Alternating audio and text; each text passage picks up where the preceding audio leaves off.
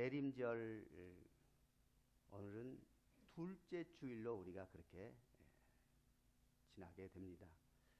그러면 지난주 주보에 대림절에 우리가 실천 사항을 말씀을 드렸는데, 첫째 주에 기다림과 소망의 촛불을 우린 켜고, 오늘은 회개의 빛과 평화의 촛불에 우리는 촛불을 켠 상황인데, 지난주에 성경 이사야 11장 1절에서 10절 말씀을 읽어보자고 했는데, 마음속에 읽은 사람 손들어 보십시오. 예, 아마 내 생각에는, 내 기대 가운데는 소망을 갖고 싶어요. 다 읽었으리라는 소망. 그런데 여러분들의 표정을 보니까 아닌 것도 같아요. 그래서 이번 주에는 마태복음 25장 41절에서 45절 말씀, 우리가 정말 친절을 베풀어야 할 사람이 누군가, 관심을 가져야 할 사람이 누군가를 생각하면서 성경 마태복음 25장 41절에서 45절 말씀을 읽으셔야 돼요. 그 말씀을 읽으시면서 혹시라도 내가 주님의 책망을 받는 자가 되어 있지 않는가 생각해야 돼요. 그래서 주님의 책망을 받는 자가 아니라 주님의 칭찬을 받는 사랑스러운 주님의 제자가 될 수 있도록 해야 될 것이고, 또 내가 가난한 자, 정말 복음이 필요한 자 누군가를 생각해서 찾아가야 돼요. 만나야 돼요. 전해야 돼요. 실천해야 되겠죠. 그리고 성경 마태복음 5장 13절 14절입니다. 오늘 제가 예배 시작할 때에 읽었던 성경 구절입니다. 너희는 세상의 소금이고 너희는 세상의 빛이라고 하는 말씀입니다. 그리고 또 한 성경 구절을 우리가 읽어야 되겠는데, 요한복음 8장 12절입니다. 진리를 알지니 진리가 너희를 자유케 할 것이라고 말씀했습니다. 정말 진리를 우리는 알아야 됩니다. 그래서 주님이 주시는 자유를 만끽해야 됩니다. 네, 그렇지 못한 내 모습을 살펴보시고 정말 자유를 누릴 수 있도록 해야 되겠습니다. 그래서 하나님 나라가 이루어질 수 없도록 한 나의 모습을 회개하고 잘못된 것을 바로 잡기 위해서 노력하고, 구유에 누인 예수님을 찾아서, 여기서 구유에 누인 예수님은 우리가 지금 이스라엘 가서 찾을 수도 없는 것이고, 아니면 어디 외국에 가서 구유에 누인 예수님을 찾는 것이 아닙니다.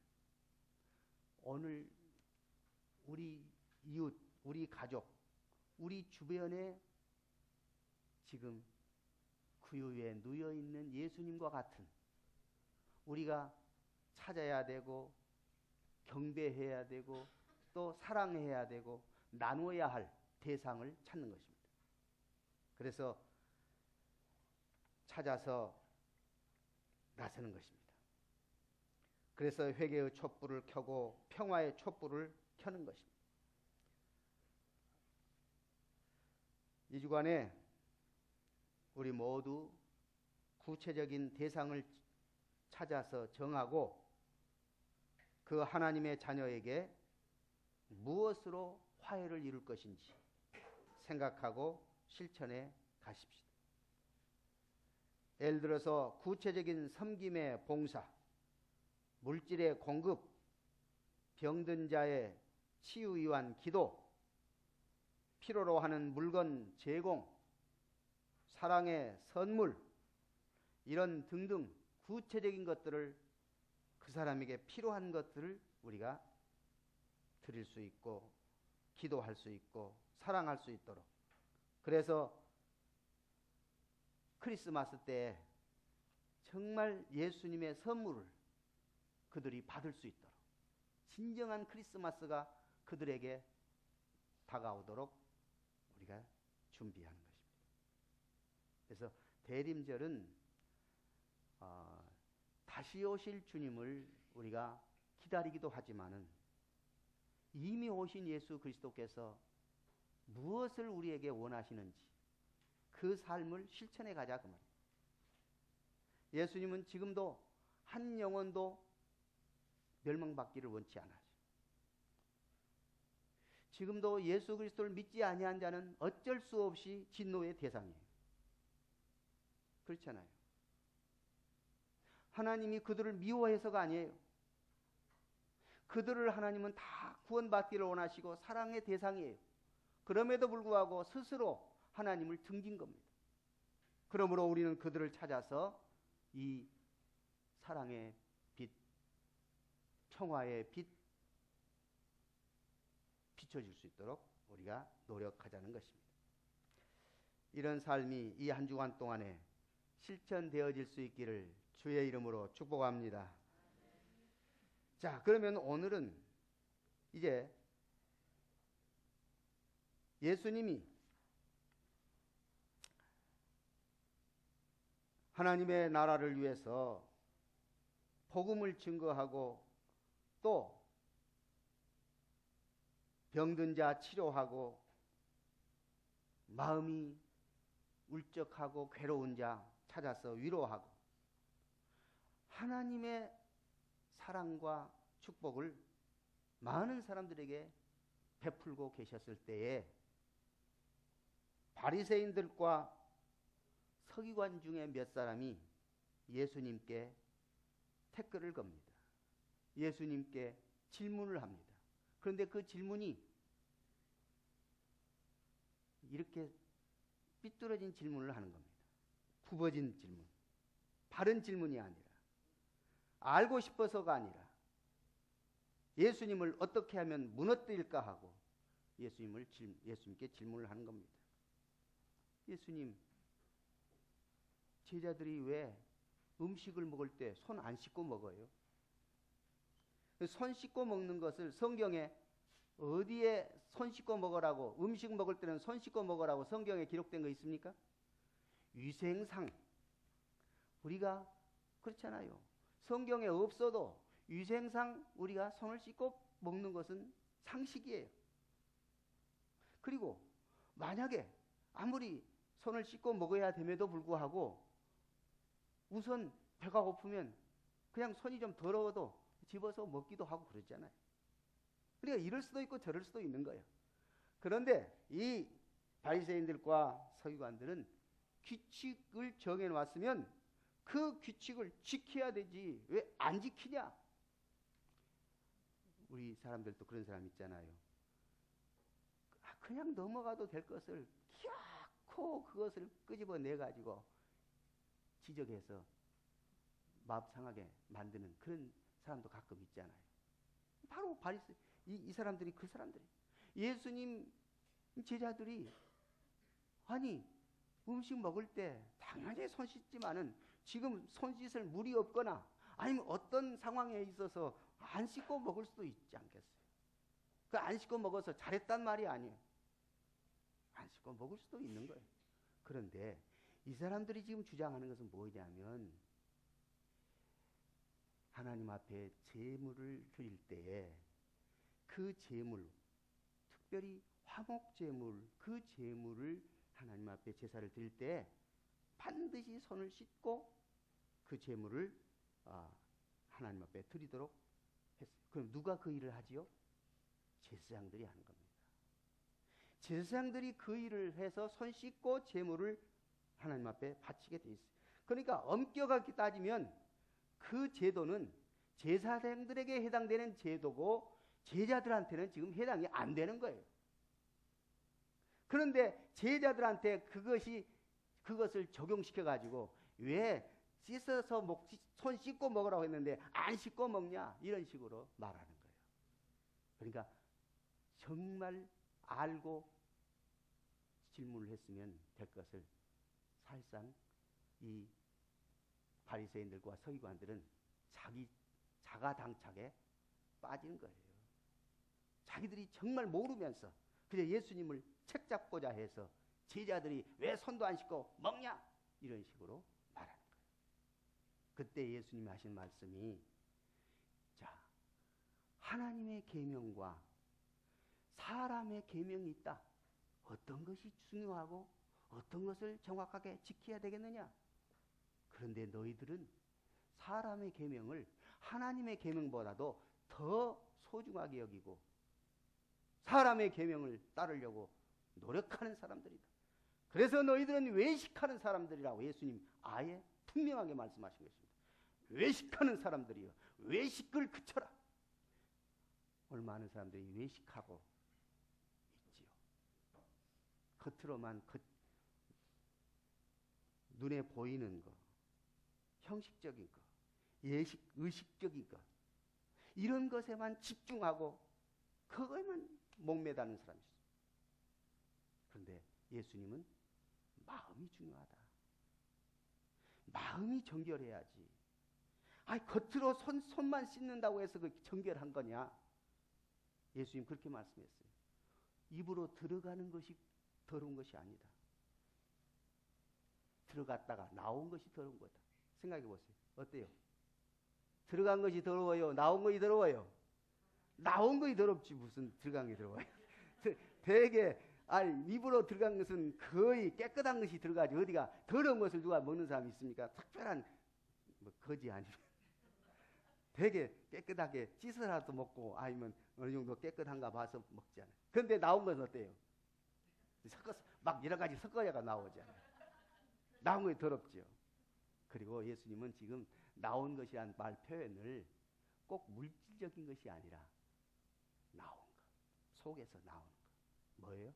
악한 생각, 더러운 생각, 음란, 도둑질, 살인 이런 것들이 더럽다. 예수님 말씀. 마가복음 7장에 보면 아예 악한 생각, 곧 더러운 살인 이런 것들이 13가지를 쭉 나열하고 있잖아요. 시기, 질투까지. 또 어리석음까지 포함돼요. 우매함. 자, 이렇게 해서 예수님이 지금 말씀하시고자 하는 것은 정말 중요한 것은 마음의 정결이다. 마음이 정결해야 된다. 그런데 지금 여기서 묻는 것이 3절 보니까 바리새인들과 모든 유대인들은 장로들의 전통을 지키어 손을 잘 씻지 않고서는 음식을 먹지 아니한다고 그랬어요. 이 장로들의 전통이라는 것은 무슨 말이냐면 이 바리새인들과 서기관들은 이 장로들의 전통을 그냥 철저하게 지키려고 노력하는 사람들이에요. 그런데 장로들의 전통이 그러면 뭐냐? 성경이냐? 성경이 아니에요. 목적은 성경을 더 구체적으로 잘 이해하고 지키고 실천하도록 하자고 하는 선한 의도로 장로들의 전통을 만들어 놓은 거예요. 그런데 문제는 성경보다도 이 장로들의 전통을 더 권위 있게 두는 데서 문제가 되는 거예요. 지금 예수님이 음식을 드시고 계시고 예수님의 제자들이 음식을 먹고 있는 이 상황에서 장로들이 정해놓은 전통을 들여대는 이 모습이, 이 꼴이 어때요? 어디다 권위를 두는 거예요? 예수님에게 권위를 두는 것이 아니라 전통에다 권위를 두는 거예요. 다시 말하면 하나님의 말씀에 권위를 두어야지 주변적인 것에다가 권위를 두어서는 안 된다. 그 말씀입니다. 그때 당시에 장로들의 전통은 어떻게 만들어졌냐면 BC 70년에서 66년 그 사이에 총망라해서 무려 몇 가지를 만들었냐면 6,000개를 만들어놨어요.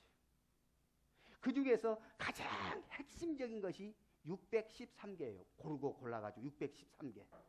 하지 말라는 것이 248개. 아니, 하라는 것이. 그렇지. 하라는 것이 먼저. 그렇게 하라. 명령. 긍정적인 하라는 것이 248개. 하지 마라. 이것이 365개. 이렇게 해서 613개 조항을 만들어 가지고 그걸 막 권장하고 지켜야 된다. 그러니까 그걸 지키는 것까지는 좋아요. 그런데 하나님의 말씀을 왜곡해서는 안 되는 것이죠. 오히려 하나님의 말씀을 더 잘 깨닫도록 하기 위해서 이 전통이 부수적이어야 될 텐데 이 전통이 주가 되어버리고 하나님의 말씀이 부가 되어버리니까 문제가 된 거지요. 그들이 하는 것 가운데 특별히 하나님의 말씀은 자 10계명에서 안식일을 기억하여 그날을 거룩하게 지키라. 하나님의 말씀이지요. 안식일을 기억하여 그날을 거룩하게 지키라. 그것이 하나님의 말씀이에요. 그런데 사람들은 어떻게 했냐면 이 안식일을 그러면 어떻게 거룩하게 지킬까 하다가 안식일 날은 몇 킬로 이상 가지 말자. 안식일 날은 요 밀이삭 비벼 먹는 것도 하지 말자. 안식일 날은 음식 사 먹는 것 하지 말자. 이렇게 해가지고 안식일 날 규칙들을 무려 39가지를 만들어 놔버렸어요. 그러니 그 안식일을 기억하여 그날을 거룩하게 지키자. 그 말씀이 주가 되는데 안식일 날 몇 킬로 안 가야지. 이 1킬로 더 가면 안 되겠지. 이거 가다가도 이번에 그 북한 병사가 요 JSA 그 경계선에 넘어 올라다가 이래서는 안 되고 돌아갔잖아요. 그 사람 봤어요, 안 봤어요? 그런 것처럼 어떻게 해서든지 그 규칙만 지키려고 해요. 하나님의 말씀은 거룩한 것이 목적이고 마음이 중요하는데 여기 금 그어놓고 거기만 안 가면 되겠다. 이런 식이 되거든요. 그래서 예수님은 너희들이 금을 정해서 그것만 안 넘으면 되고 그것만 생각한 그것은 외식이다. 마음이 중요하다. 마음의 정결을 말씀하신 것입니다. 자, 그래서 오늘 여러분과 저를 우리 주님이 원하시는 것이 무엇인지 자 6절 7절을 다 같이 읽도록 하겠습니다. 6절 7절을 또 한번 함께 읽겠습니다. 시작. 이르시되 이사야가 너희 외식하는 자에 대하여 잘 예언하였도다. 기록하였으되 이 백성이 입술로는 나를 공경하되 마음은 내게서 멀도다. 사람의 계명으로 교훈을 삼아 가르치니 나를 헛되이 경배하는도다 하였느니라. 보세요. 이사야의 글에 29장 13절 말씀이에요. 이사야의 글에 이미 이렇게 된 것 그대로 너희들이 지금 하고 있구나 그 말이에요. 입술로는 주여 할렐루야 호산나 내가 주의를 지킵니다. 그런데 속은 시커매요. 예배드리기 위해서 와 있어도 마음은 시장바닥에 있어. 하나님 말씀을 들으면서도 내가 저 말은 아는 말인데 저 말은 저렇게 안 해야 되는데 비판하고 온갖 생각들을 다 하고 있으면 주님이 외식하는 자라고 말씀하는 겁니다. 입술로는 찬양도 하고 입술로는 주여도 하지만 마음은 멀었다 말씀하신 거예요. 그래서 오늘 여러분과 제가 마음이 깨끗하기를 원합니다. 마음이 주님이 기뻐하시는 마음이 될 수 있기를 원합니다. 마음이 변하지 않으면 아무리 형식을 고집하고 형식을 제대로 지킨다고 해도 주님이 나는 너 모른다.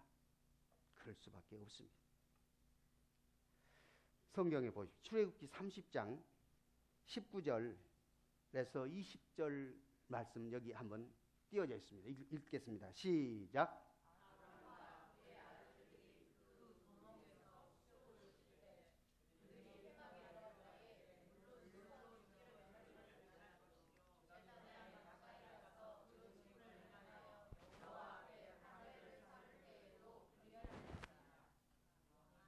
자, 여기 아까 제가 말씀드린 내용이에요. 제사장들에게 하는 내용이에요. 이것을 가리켜서 제자들에게 강요하려고 하는 이런 주장은 결국 예수님과 예수님의 제자를 무너뜨리려고 하는 행동들에 불과하다는 것입니다. 우리는 진정으로 마음의 정결을 원하시는 주님의 뜻을 깨달아야 됩니다. 입술로만 주님을 공경한다고 하면 그것은 헛된 예배자라는 것입니다. 잘못된 경배자라고 말합니다. 성경을 매일 읽어도 마음의 변화가 없는 사람, 유회식자지요. 기도를 열심히 한다고 하고 또 기도한다고 해도 마음의 변화가 없는 사람은 역시 모세의 오경을 다 외운다고 해도 마음의 악한 생각이 떠나지 않는다면 그 예배는 헛것이다, 헛된 경배다 말씀하는 것입니다. 예배는 드리는 것이지 예배는 받는 것이 아닙니다. 흔히 많은 사람들이 예배를 받는 것으로 오해를 할 경우 있어요. 예배는 드리는 것입니다. 하나님 앞에 우리 몸도 마음도 정성도 예물도 하나님 앞에 드리는 것입니다. 그렇기 때문에 예배 때에 거룩한 긴장감이 있어야 됩니다. 예배를 드리기 위해서 미리서 집에서부터 준비해야 됩니다. 예배 시간에 늦지 않기 위해서 미리미리 준비해야 됩니다. 준비성이 거룩한 긴장감입니다. 예배 시간에 하나님 앞에 내가 예배를 드리기 때문에 그 예배에 기쁨과 감격과 감사가 충만해지는 것입니다. 헌금도 미리 준비해야 됩니다.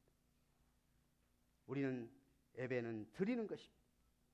정말로 마음 깊은 곳에 예배에 대한 사모함과 감격과 은혜와 거룩한 긴장감이 있도록 하는 것이 마음이 정결한 자의 모습입니다. 예배는 사모하고 준비하며 나아갈 때에 삶의 변화가 일어나게 된 것입니다. 예배 가운데 만나는 하나님, 그 하나님 때문에 하나님의 말씀 때문에 우리는 변화가 일어나고 마음에 기쁨이 넘치는 것입니다. 준비된 예배, 최선의 예배 드릴 수 있도록 우리 준비할 수 있기를 주의 이름으로 축원합니다. 예배 드릴 때마다 그렇게 준비하고 사모하는 자에게 향기나는 제물로서 하나님이 받으시기에 합당한 제사가 될 것입니다. 자, 8절을 또 읽어보십시다. 8절 보면 너희가 하나님의 계명은 버리고 사람의 전통은 지키느니라. 이것이 문제잖아요. 하나님의 계명이 우선되어야 되는데 하나님의 계명은 버리고 사람의 계명은 지킨, 이래서는 안 된다는 말이죠. 그래서 신명기 4장 1절 2절에 뭐라고 했는지 읽어보겠습니다. 신명기 4장 1절 2절입니다. 시작.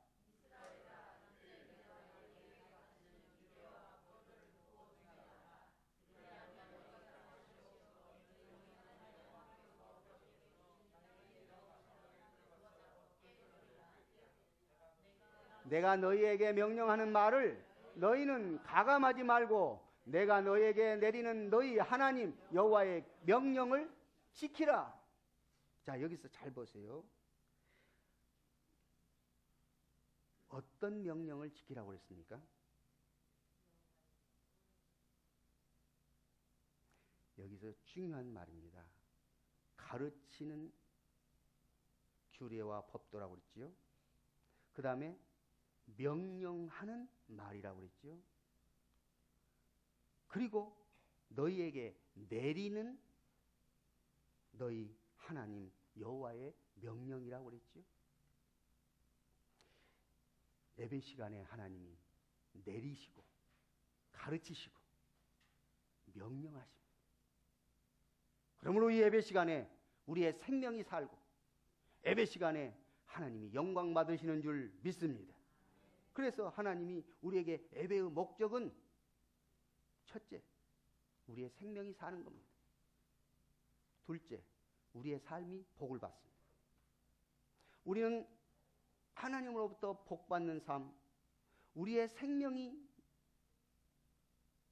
연장되고 이 생명이 보존되고 생명이 하나님이 기뻐하시는 생명으로 나아가는 이 모습, 여러분과 저의 삶이 말씀을 통해서 예배를 통해서 풍성해질 수 있기를 원합니다.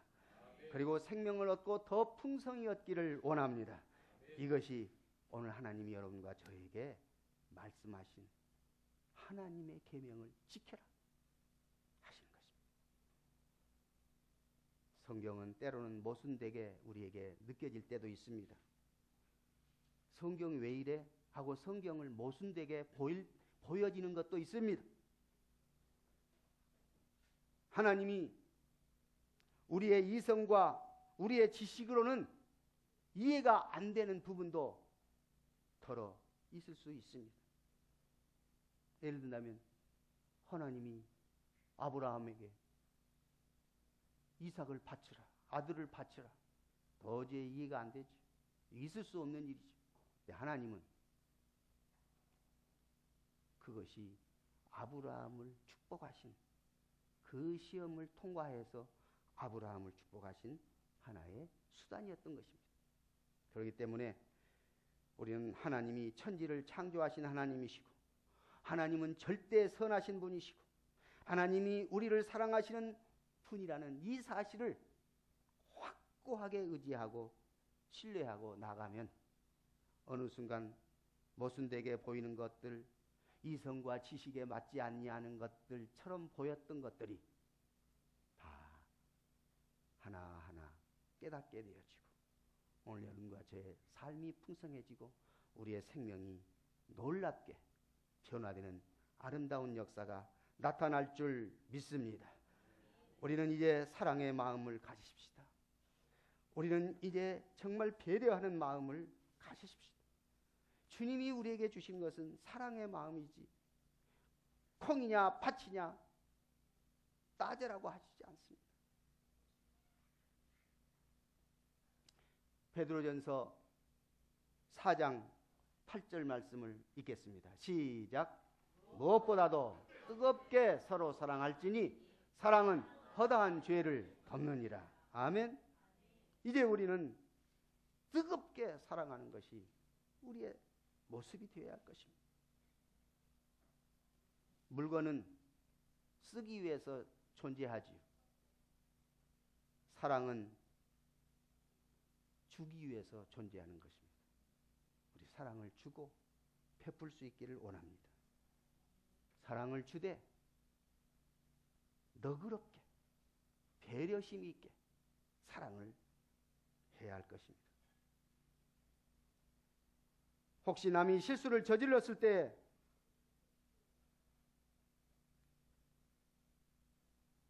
내가 실수했을 때를 좀 생각해 봐요.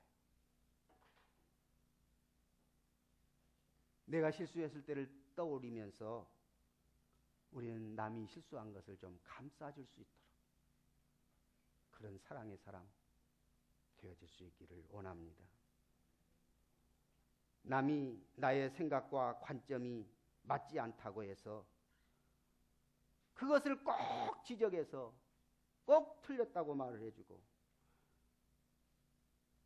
그렇게만 지적하려고만 하지 말고 나의 사랑이 아름답듯이 그것이 아무리 보잘것없고 작은 것이라 할지라도 다른 사람의 사랑 또한 아름답고 값진 사랑이라는 사실을 깨닫고 우리 작은 사랑부터 실천해 갈 수 있기를 원합니다. 그리고 정말 배려하는 사람 될 수 있기를 원합니다. 사람들은요, 더 받지 못해서 안달이에요. 더 받지 못해서 아쉬워해요. 한 부모 밑에 자식들이 5명이라면 그 부모의 재산을 어떻게 하면 조금이라도 더 받으려고 자식들이 안달을 하고 있는 모습, 이 세상에서 우리는 많이 보지 않습니까? 우리는 더 받지 못해서 아쉬워하는 사람이 아니라 더 주지 못해서 안타까워하는 그런 마음으로 우리 사랑의 사람, 배려가 아름다운 사람, 마음이 깨끗한 사람, 우리 모두 되어질 수 있기를 우리 구주 예수 이름으로 축원합니다. 거룩하신 하나님 아버지, 우리 주님께서 우리에게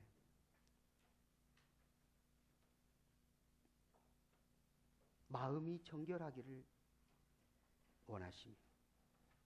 외식하는 자들에게 하나님의 계명을 버리고 사람의 계명을 지키는 어리석은 자가 되어서는 안 된다고 말씀하셨습니다. 하나님, 오늘 우리는 주님의 계명을 제대로 알고 지킬 수 있도록 은혜 내려주시고 사랑의 사람 되게 하여 주옵소서. 예수 이름으로 기도하옵나이다. 아멘.